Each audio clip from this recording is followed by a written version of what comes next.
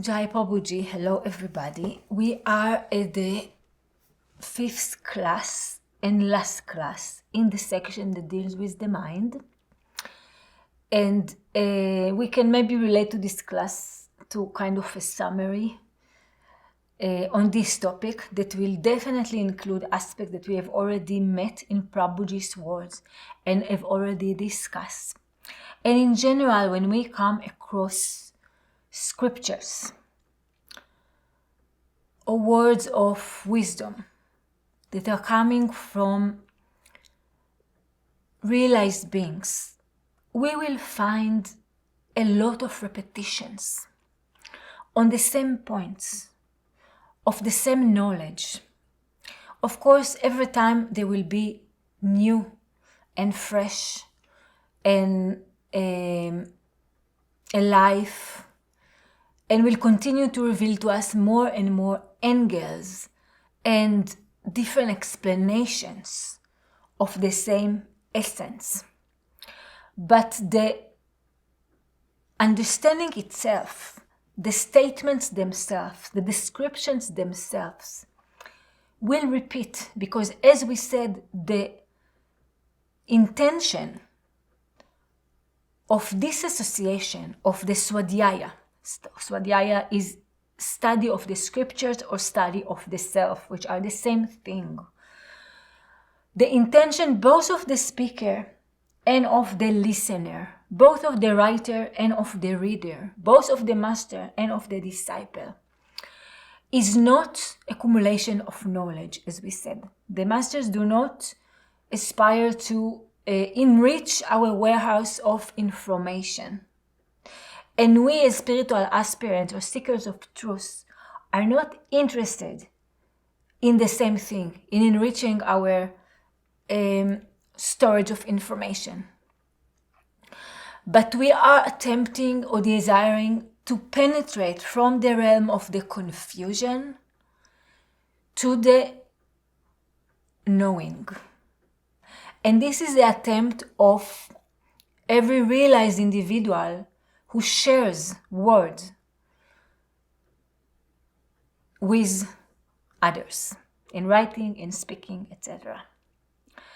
Therefore, we can relate to it in a way to a process of conscientization.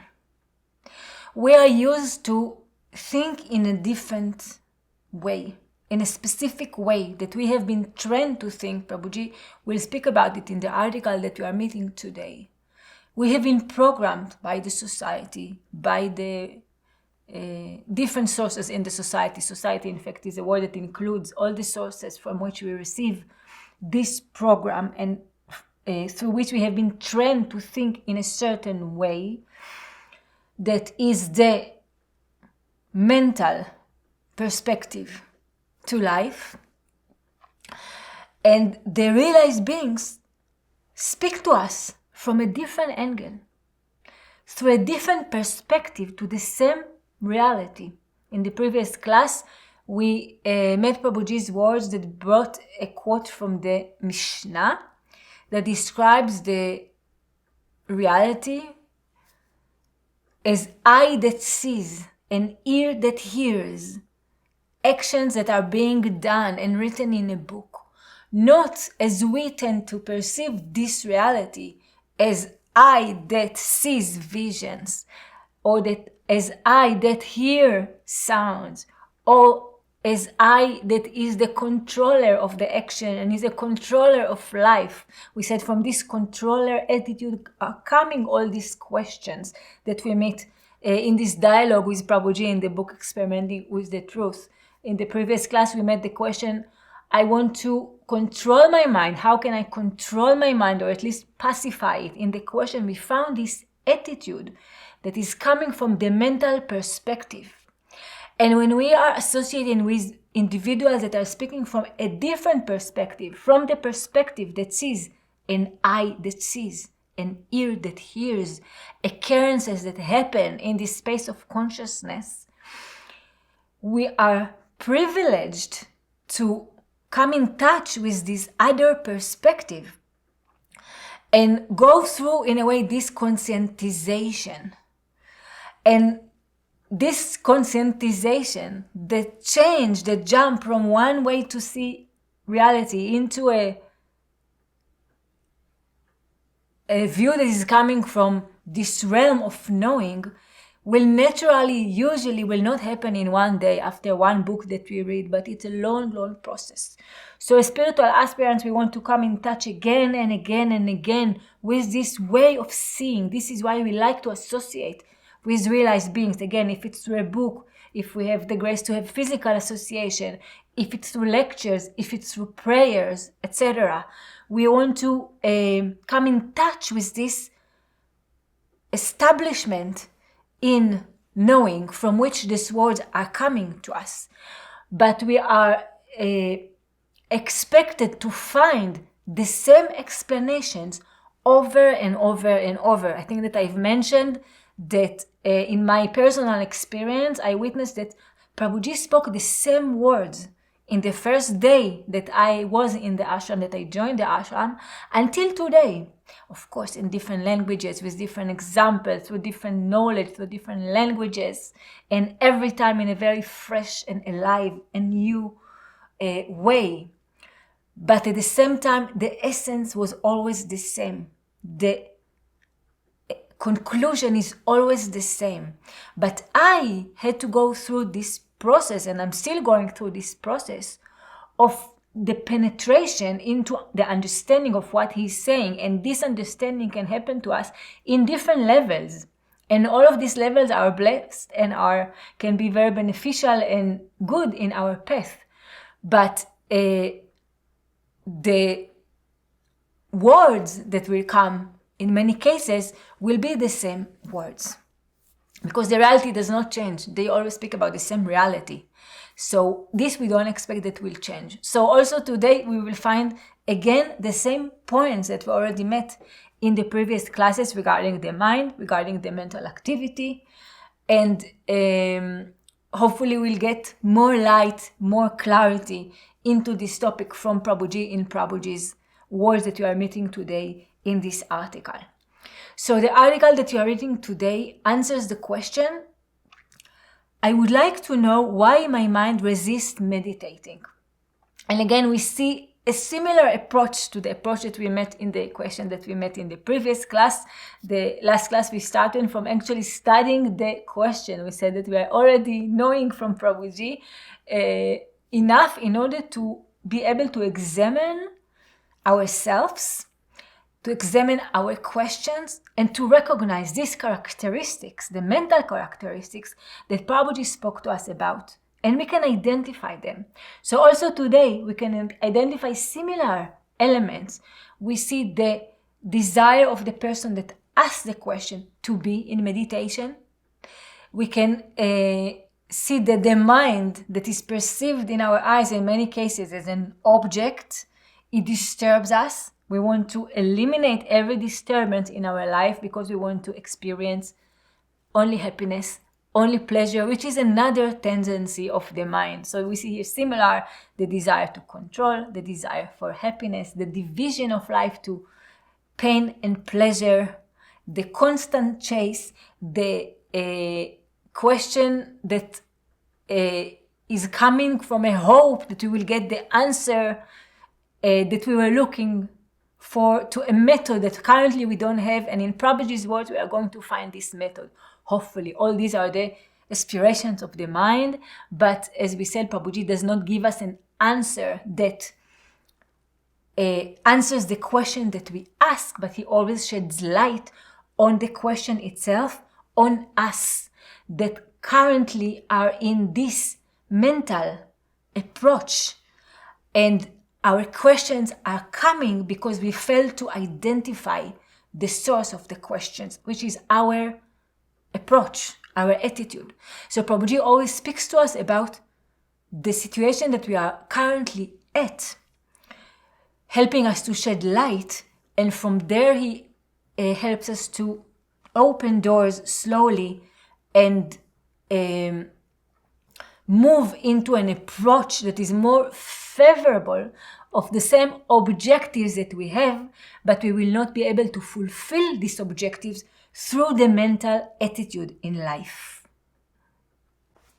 It is not surprising that your mind resists, because meditation is like the mind's suicide.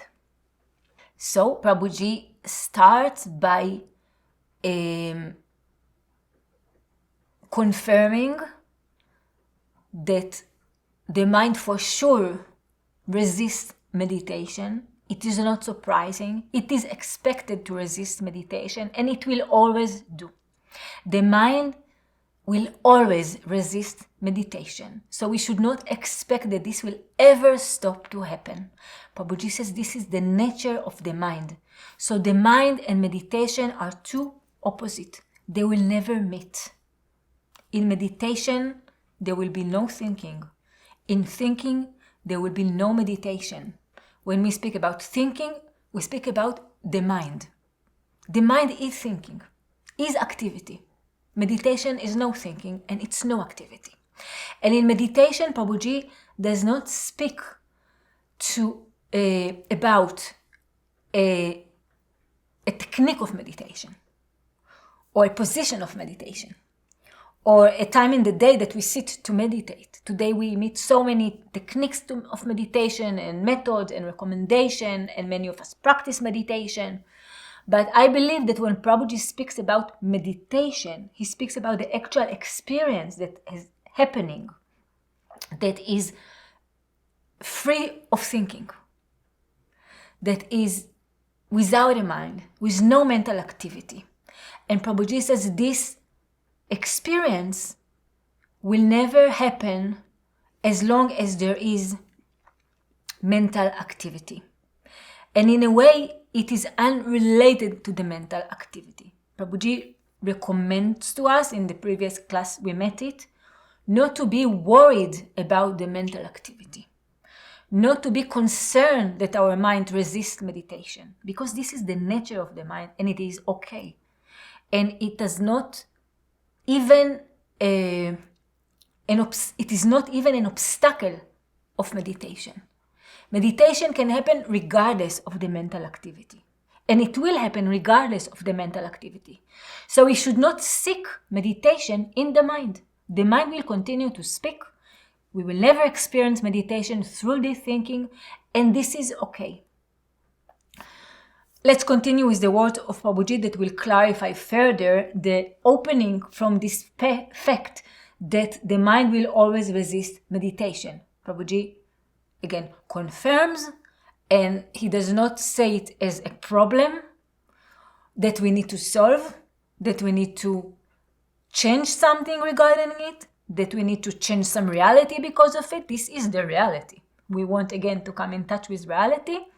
This is the reality. We are all, as human beings, are blessed with a mind, and this mind will always resist meditation. That is okay. Let's go on with Prabhuji's words. If you still think, it is a sign that meditation has not happened yet. So again, Prabhuji clarifies here the same point. If you still think, if you're still occupied with this question, with this attempt, which is from the level of the mental activity, for sure, meditation has not yet happened. And in this, in my eyes, Prabhuji tells us a few things. What we expect from realized beings is clarity. Prabhuji does not say that something is good or bad or condemned or favorable, but he describes to us the reality, because this clarity is very important for us aspirants. We don't want to be achievers of meditation. We want to pursue meditation, achieve meditation, succeed in meditation, go to brag to others that we achieved meditation. All this attitude will never help us to be in meditation. And instead of this desire, what we want as aspirant is clarity, is understanding regarding our current situation. And with this, Prabhuji helps us and helps the person who asks this question. We need to understand that when we ask these questions, when we are thinking, meditation has not yet happened. So Prabhuji further clarifies that the mind will always resist meditation, and that meditation is a state of no thinking. So when we speak about meditation, it has nothing to do with this realm of the thinking. Meditation is not speaking about. And again, Prabhuji helps us. If we, for example, we practice meditation that we imagine the universe as light and all people as beautiful, whatever. Today we have so many different methods and recommendations of meditation. As long as there are thoughts, words, visions, explanations, objects, this all is part of the mental world, of the mental activity. Prabhuji does not say that it is bad, but he says this is not meditation. Meditation is an experience that is free from any concept, any word, any thought. Similarly to Patanjali Maharishi that tells us yoga's chitta vritti nirodha. Yoga is the cessation of the mental activity. Prabhuji clarifies, tells us, meditation and the mind are two different realms. They have nothing to do with each other. They will never meet. So, thoughts or the mind is the realm of the questions, of the answers, of the problems, of the solutions, of the complications, of the method. All this is the level of the mind. It has nothing to do with meditation. When we speak about meditation, it is an experience that is free from our desire for meditation, from our success in something, from our failure in something. All these are again part of the mental world, of the mental activity. But meditation is clean from all this. The mind is always active because its essence is dynamism. It is not a solid object, but an activity. Like a dance, the mind is movement, and if it stops, it disappears. Do not search for techniques or methods to pacify the mind, because as long as there is a mind, there can be no peace. Peace is the disappearance of the mind. In fact, the mind is nothing more than a contraction in consciousness. It has no real existence. So here Prabhuji tells us that the mind, this mental activity, it's movement. Prabhuji says the mind is like a dance. The nature of the mind is to move. It seeks for pleasure, for solutions, for changes, for doing something, for solving problems. So it's constantly moving. And in this movement, meditation will not happen, because meditation will speak about the state of no activity, the cessation of the mental activity. But again, the mind will always be dynamic. And what else Prabhuji tells us is that the mind is nothing more than a contraction in consciousness. So it is movement, and it is taking the infinite consciousness that rishis tell us we all are in essence, right? Masters tell us all of us are in essence the free, infinite, unlimited consciousness. For us currently is unperceivable. We are a body, we are a mind, we have a story, we have a personality, we have a goal, we were born, we are going to die. How can we be as human beings this infinite consciousness? But this is what rishis tell us. And Prabhuji says this infinite consciousness is contracted, is localized, is focused on a specific spot, in a specific story, through a specific prism. And from there we see the reality. From there we interact with life, from this little contraction in consciousness. In the previous class, Prabhuji's words that concluded the article were that we are in fact a story, a body and a mind, and you will never be able to access truth through this story, because by truth we are referring to the unlimited consciousness, infinite reality. Reality cannot be limited to specific era. It cannot be limited to specific being, to specific problem, to specific environment, to me. It's infinite. So to come in touch with this reality, Prabhuji told us we must transcend our personal story. This personal story is this contraction of consciousness. Currently, we are, as the infinite consciousness, thinking that we are this specific person and we have this specific problem that we must solve, and that, etc. Everything that is coming from this specific story is what limits the infinite consciousness. Prabhuji tells us we are in fact free.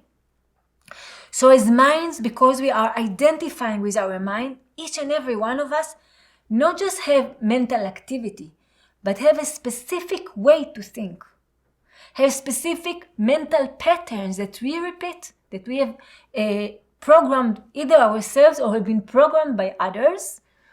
And due to our specific life circumstances, experiences, thoughts, interactions, we have a very specific program in which we live, from which we interpret the reality, from which we interact with everything in life. And through this contraction in consciousness, we cannot experience the unlimited reality. So again, Prabhuji tells us we are in fact not confined to the way that we think. We choose it, or we are programmed to think this way. But in fact, this infinite consciousness can think anything. We can be whatever we want. We are not limited to our specific way of living. And by association with this wisdom, maybe we open our habitual ways of thinking into more choices. Maybe we can relax a little our habits and be able to recognize that there are also other ways to interact with life and with reality.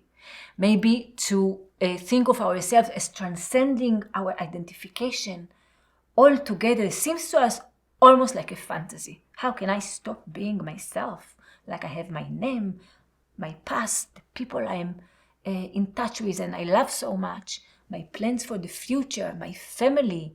This seems to me like a fantasy again, to detach from this story and be the infinite consciousness. So this can be maybe too radical. But a little bit to examine my habits, a little bit to recognize that I'm actually much freer than I perceive myself, that I can tomorrow adapt different habits if I want, because I am free. I am only repeating the same habits out of a habit, out of a program, because I don't know and I don't accept and I don't recognize myself as being free. But Prabhuji tells us, in fact, we're free. And the, again, repetition of the lack of freedom from which we speak is the contraction in consciousness. You say that the mind resists, yet thoughts are not an obstacle for meditation because you only need to observe your mental activity. When we observe without intervening, time vanishes, and we notice that even if the mind stops, we do not cease to exist. We believe we are the mind, and we have completely forgotten our reality. Therefore, we do not live according to what we really are, but to what we believe ourselves to be. So again, here Prabhuji tells us that the resistance of the mind is not a problem. After I accepted that there is really resistance for sure in the mind, because the nature of the mind is resistance, it's movement, the help that Prabhuji gives us, the direction from there, as we promised, will come the direction outward always with Prabhuji, is that this resistance is not a problem. And Prabhuji takes us from this acceptance of resistance again into the observation. Prabhuji says that once we observe this resistance, the mental activity, suddenly we can realize, or at a certain point we can realize, that we cease to exist regardless of the mental activity. Prabhuji says, from observation, time vanishes. When we are relaxing this desire to succeed in meditation, to stop the mind, to conquer meditation, and just pay attention, just observing whatever there is. Then time vanishes because we are much more open, relaxed, receptive, experiencing. We are not in the mental activity that wants an experience. And then we can recognize that we really exist outside the mental activity. That we are really in touch with our essence, regardless of the thoughts. As the rishis tell us, even maybe not in the level of the rishis, but we can take a thread and recognize that really we exist, again, unrelated to the thoughts. I remember that in my first years of meditating, I was so obsessed with achieving the guidance that Prabhuji instructed us, which is exactly the same desire of the people that asked these questions in today's class and the previous class as well, to succeed in meditation, that I did not allow it to happen because I never stop to think.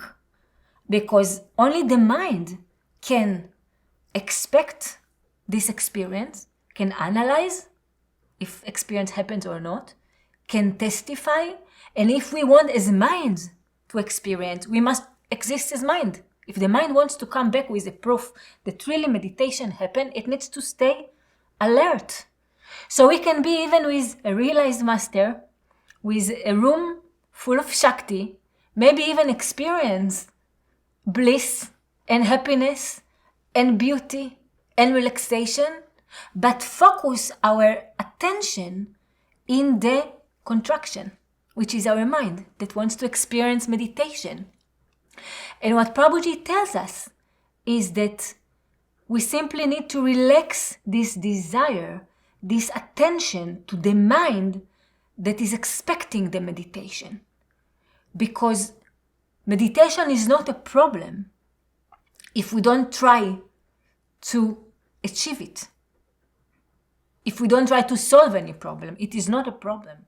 Meditation is not a solution to any problem. This is why we said Prabhuji will never solve our problems, will never give us answers to our questions, but he will give us answer to our confusion, answer to our mental contraction, answer to our attitude, approach in life that is opposing to acceptance, opposing to surrender, opposing to be in touch with reality. We are in our contracted consciousness as limited beings that have specific goals, and we cannot allow meditation to happen. So in my own story, only when I started to accept that, okay, maybe everyone else is experiencing enlightenment in this room, because in the presence of Prabhuji, it was not far from the reality. But I am different. I accepted it. I have my mind that is very special, not like everyone else. My mind does not stop to think. So I will just let it continue, and once in a while, I will try to pay attention to something else, not like everyone else, right? This is what the minds tell all of us. Everyone else is currently transcending the mental activity. Everybody that sits with closed eyes and crossed legs and having a beautiful, relaxed face means he is already in some transcendental realm, but my mind doesn't stop to think. I have a specific, unique problem that I must overcome. And as long as we don't relax this thinking, we have no way to get closer to our reality. We are occupied with the outside worlds, with our goals, with the separation, with ourselves as egos. Meditation will never be able to occur in such conditions. In the same way that we met Arjuna in the Bhagavad Gita that tells Krishna, I think that the mind is more difficult to be conquered than to control the wind. We said this recognition is good. It's of someone that starts to observe the mind. Only then we recognize this is a powerful force. We are helpless in front of this force. We have no way out. It doesn't stop speaking. Krishna tells Arjuna, just like Prabhuji tells us in all these articles, it is true. The mind is resistant. The mind is dynamic. The mind is powerful. It's not easy to situate ourselves transcendental to the mental activity, outside the mental activity, to come in touch with our essence, to let meditation happen. But it is possible through, Krishna walks Arjuna through Abhyasya and Vairagya. Prabhuji walks through observation, which in essence, of course, it's the same direction. Observation of whatever there is. Accept our current reality. Accept your mind as it is, and only from there we can get closer into meditation. Prabhuji here describes a state that time vanishes, but now we need to be careful not to aspire such state that time vanishes. My time doesn't move. It means I will never be able to experience meditation. This is the talks of the mind, and it is okay. But Prabhuji tells us, leave this talk, just pay attention, go back to observation, and from there again, we have this door open to walk further with Prabhuji. Unlike the brain, the mind is not a product of nature. The brain is organic, while the mind is mechanical. The brain is an integral part of our physiology. The mind is a creation of society, a product of family, tradition, customs, institutionalized religion, and ideologies. Society shapes our mind and thus dominates us. Our mind is controlled both by politicians and organized religion. Transcending it means freeing ourselves from a foreign domination over our lives. One who has overcome the mind uses the brain and thinks free of conditioning. So we spoke how the term mind can be used in different contexts, in different meanings, right? We gave this example that we might say Shankaracharya transcended the mind. He does not speak from the mind. He speaks from a realm that is transcendental to the mind. Yet we can say Shankaracharya was one of the greatest minds who ever walked on this planet. How does these two statements reconcile? We can say, for sure, Shankaracharya uses words and mind in order to communicate with us. At the same time, we can say, no, Shankaracharya does not speak from the mind. He's free from mind. So we can find this term mind in reference to the mental activity that is existing in all of us as human beings and allows us to think and to communicate with words. And we can also refer to the mind as the aspect of the mind that speaks about the identification with an I, the ahankara. In Hindu scriptures, we will find many times we refer to the mind as manas, or we refer to the mind as chitta, which is another aspect of the mind, or we refer to the mind as the ahankara, or we can use the word ahankara to describe the mind. We can use the word atman to describe the mind. The atman can be I, can be the ego, can be the self, can be the mind. So we see this usage of the same words that we need to understand the context in order to understand what they imply to us in each specific context. Here Prabhuji distinguishes between the activity of the mind and the activity of the brain. Prabhuji says the activity of the mind is mechanic. The activity of the brain is natural. So when Prabhuji refers to the activity of the brain, I believe that he means the mental activity that is free from the identification with an I. We still use this machine to think, to communicate, to perceive, etc.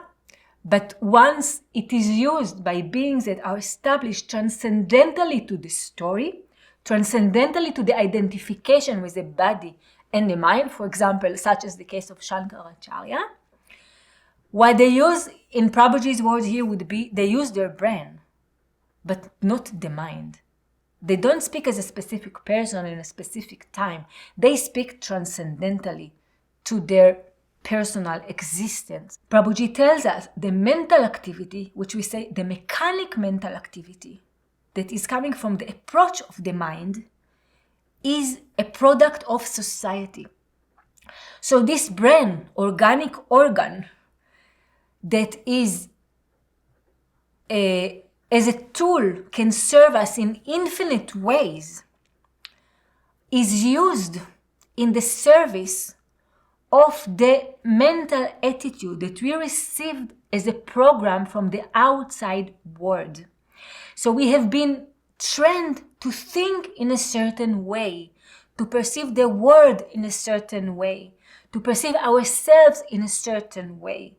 And this organ, the brain, that is has the ability of thinking, of analyzing, of intelligence, is currently used in the service of the mechanical thinking, of the program. In the previous paragraphs, when Prabhuji talked to us about the infinite consciousness, the unlimited reality that is currently contracted, this contraction in consciousness, he did not speak about something that is contradicting the activity of the brain, the ability to think. Through the brain, again, as we gave the example of Shankaracharya or so many other realized beings, through the brain, individuals can communicate the wisdom that is coming from a realm that is totally clean of the program. But the situation that is contradicting the unlimited consciousness is a situation in which this brain is programmed to think in a mechanical way, because this is what he learned from the outside world, and his attitude, his approach to life is totally different than the approach to life of individuals that transcended this program. So I hope all this was clear. The brain is different than the mind, Prabhuji tells us. Through the brain, we can think any type of thought. We can think programmed, we can think outside the program. This is just an organic process that happens. The problem is not in the brain. The problem is not in the thinking. Our problem, and when we mean program, we mean the limited consciousness that makes us to suffer, to feel helpless, to have conflict in life, is coming because this natural activity of the brain that is identified with a specific way of thinking. So it's serving a specific attitude.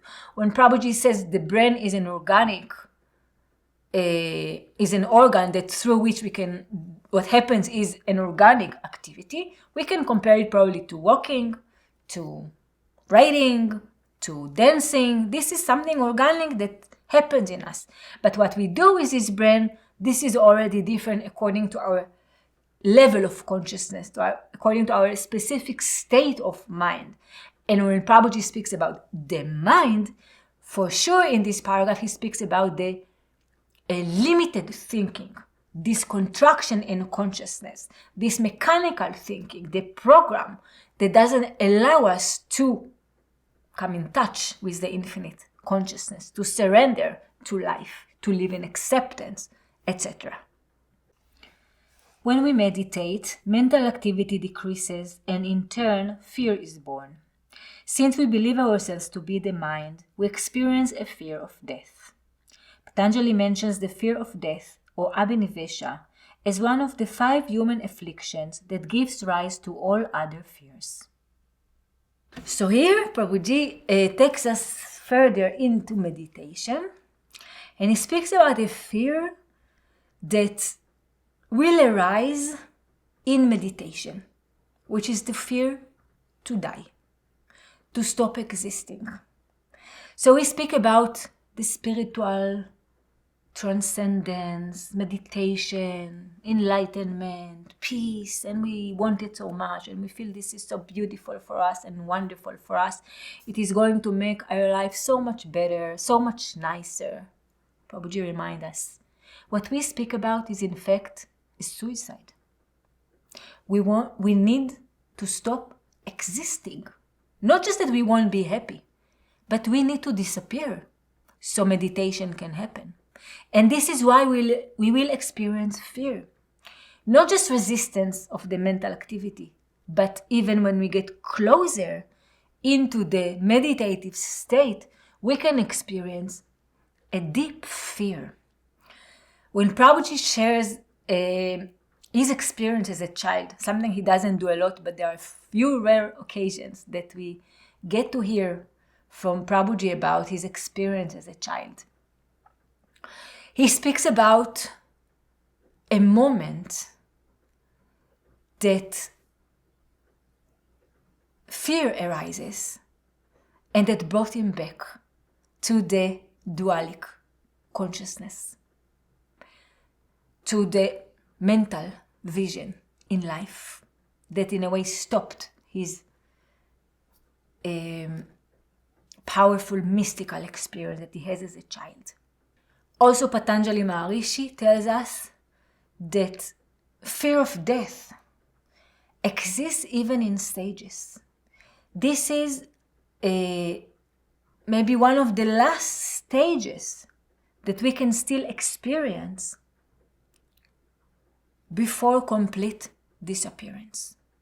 Because as beings, we are desiring to exist, desiring to live.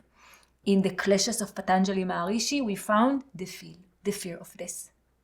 We spoke about the Kleshas, let's repeat them briefly, that they are the causes of our distress, the causes of our suffering. We can say this is what consists this entity that we call an ego. All our problems in life are coming from avidya, which means ignorance. We are not in reality as it is.